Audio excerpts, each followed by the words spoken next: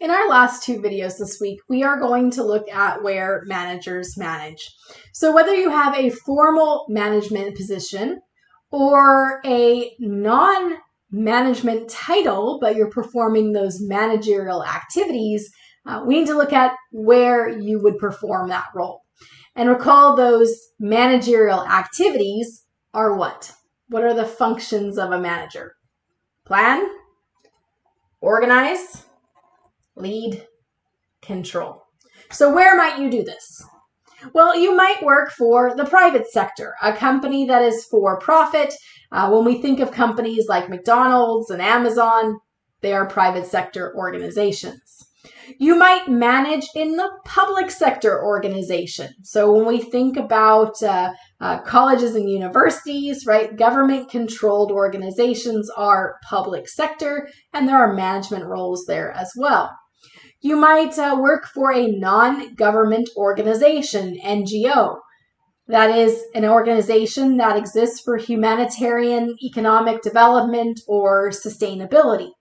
So we think about Doctors Without Borders, or maybe you have an organization that drills wells to help others, to help people in other areas of the world that need additional support.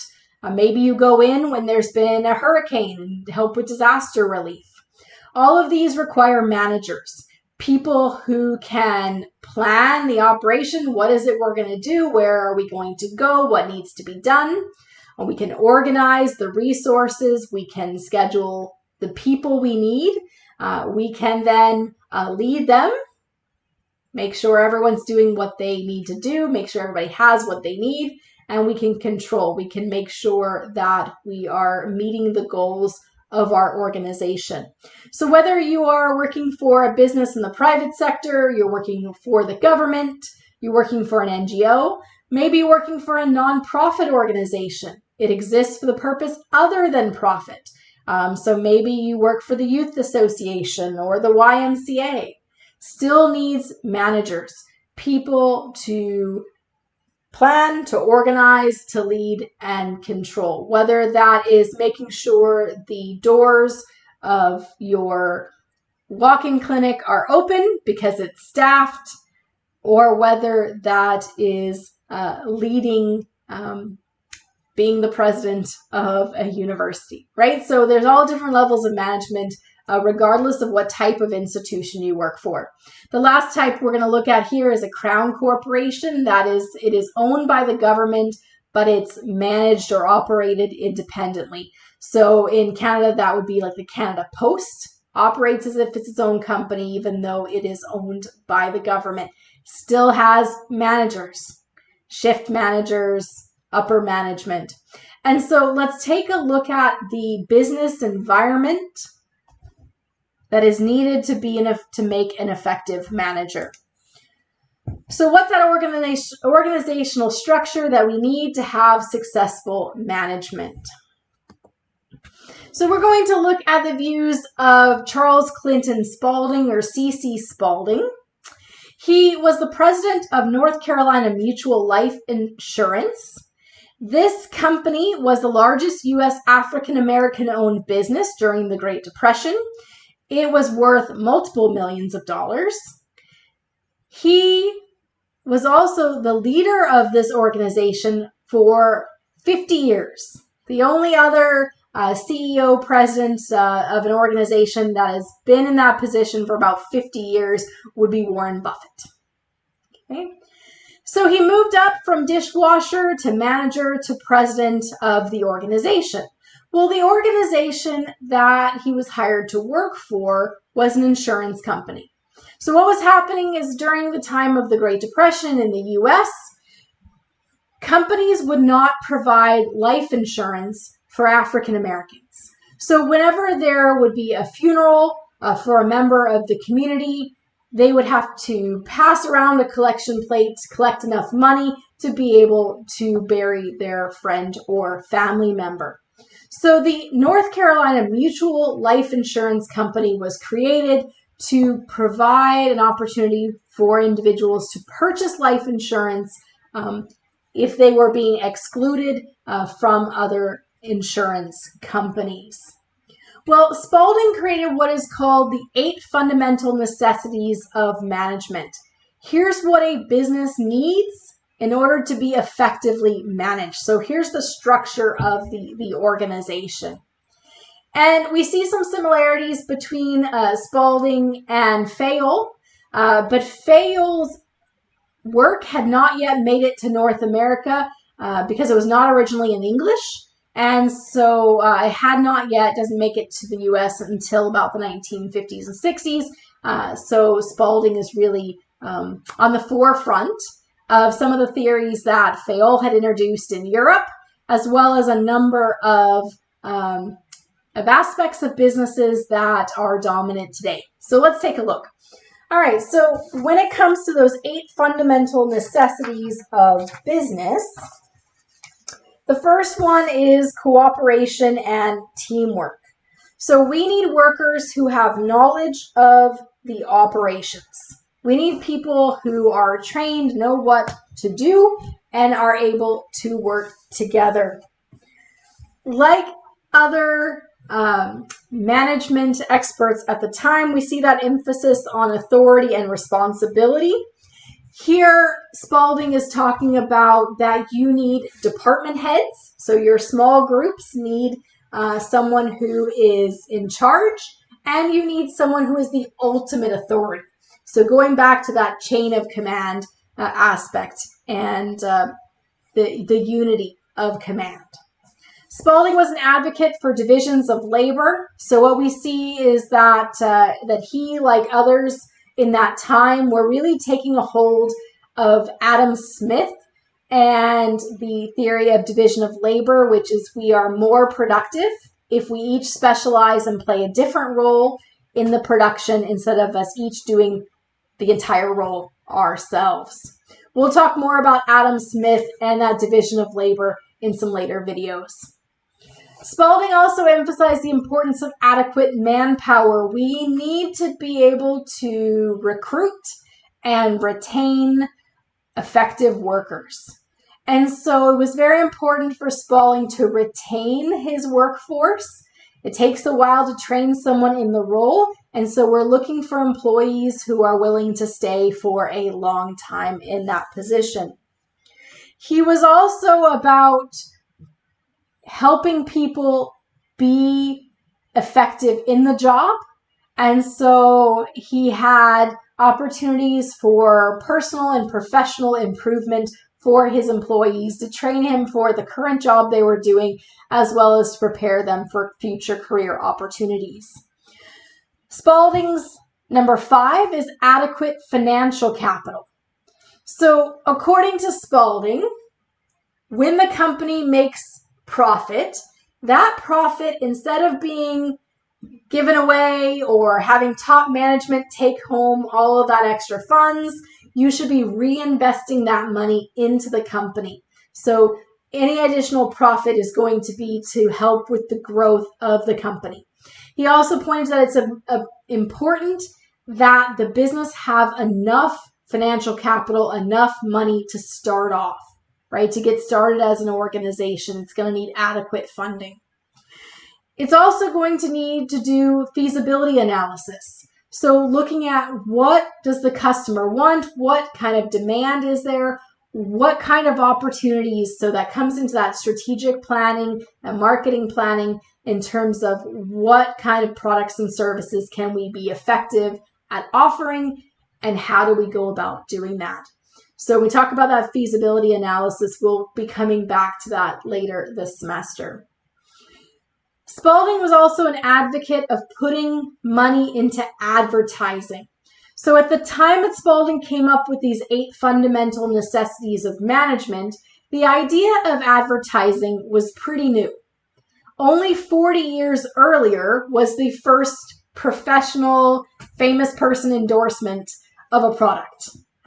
And as we look at the 1920s in the US, we're just starting to see businesses start to adopt having an advertising plan, putting up signage to let people know about their products. And so he was a real advocate for putting money into advertisements. And finally, we have conflict resolution. So to be in line with the previous people we've talked about from this period, from Fayol and Bernard, about that harmony and unity and cooperation among your employees.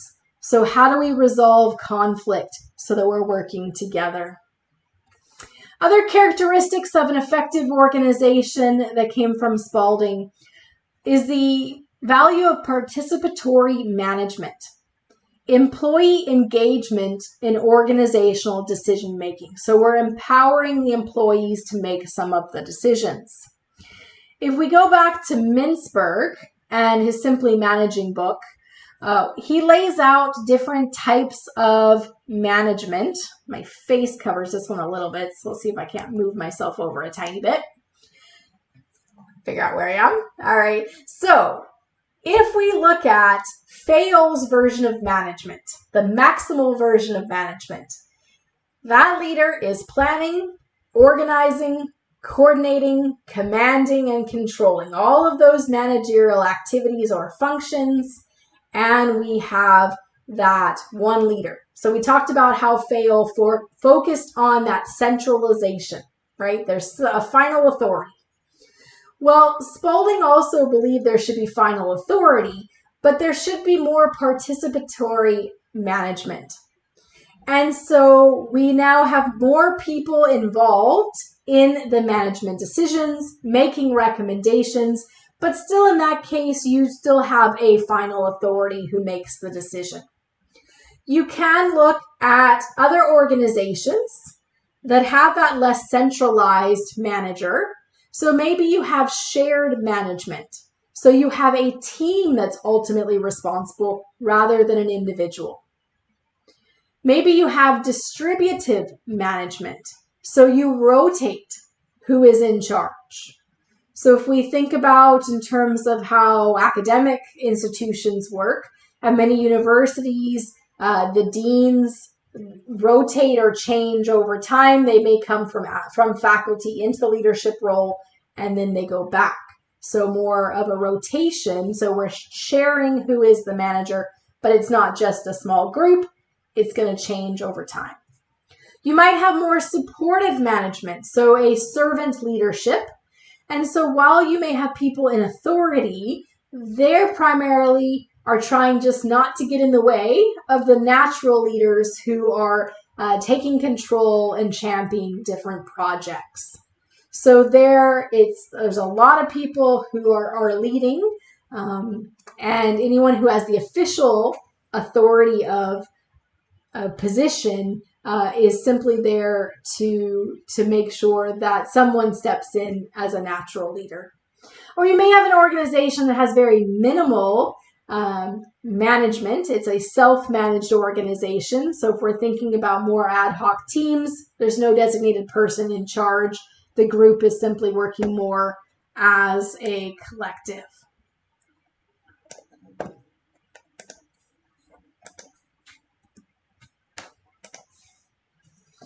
So Spaulding was an advocate for participatory management. His organization was also known for developing organizational culture. He called that the good old mutual spirit. So this was Mutual Insurance Company. That good old mutual spirit, they had pep rallies, they had a cafeteria. When we think about some of the tech businesses today, right, it's about that organizational culture. Makes you want to hang out there and just be at work because of that play environment. So he had that good old mutual spirit, that organizational culture of it being a family. And similar to other managerial leaders in that time period, there was also that religious component to being the leader, to being an effective manager. And so within the organization, that organizational culture then also included prayer before each meeting. Spaulding underscored the importance of talent development, right? We want to maintain those workers for a long period of time. One thing that he offered with his employees is they had spelling bees. So helping his employees in terms of their reading and writing skills, as well as competitions as part of that good old mutual spirit. What we also see with Spaulding is the importance of diversity and racial cooperation. So it was important to his organization to hire employees that were both African American as well as white individuals. When we talk about inclusion, diversity, that has come to the forefront of management today in terms of the value that it has of having contributions from a wide range of people from a wide range of backgrounds creates a more effective organization. So we're going to look more at that diversity and inclusion later on. And the last characteristic we want to look at here is corporate social responsibility. So it's important for Spaulding to give back to the community that he was in, and for his organization to give back to the community that it was in.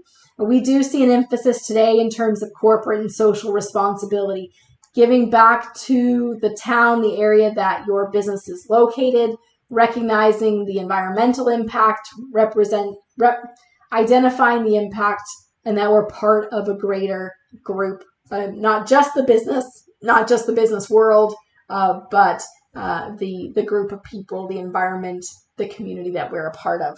So we're going to come back to the idea of corporate social responsibility later this semester as we get to more modern approaches to management. But you see here with Spaulding that he was promoting ideas that have become dominant in management today. And so he was on the forefront of a number of components that we include today.